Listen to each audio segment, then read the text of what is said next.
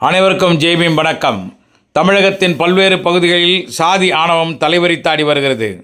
இந்த கொடுபாதக செயல்களுக்கு அடிப்படை காரணமாக சில மதவாத சக்திகளும் ஜாதியவாத சக்திகளும் தங்கள் பகுதியில் இருக்கின்ற இளைஞர்களையும் மாணவர்களையும் சாதிய அடிப்படையிலே அவர்களை வழிபடுத்தி வருகின்றனர்.